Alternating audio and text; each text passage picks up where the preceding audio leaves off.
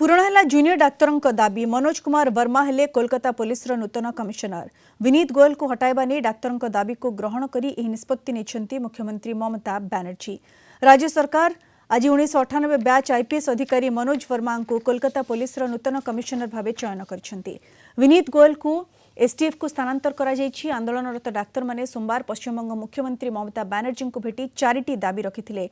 यापर ममता बनर्जी कहिथिले जे सरकार 4टी दाबी मध्यरु 3टी ग्रहण करिसेंती।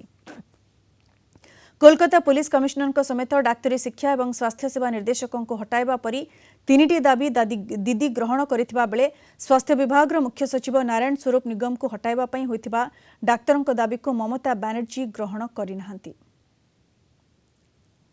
तो इन्वेस्टिगेशन सीबीआई और तो ऑलरेडी सीबीआई করছে এবং সুপ্রিম কোর্ট মনিটরিং করছে, ওটা নিয়ে তো আমাদের হাতে নেই। প্লাস ওদের 4টে ডিমান্ড ছিল।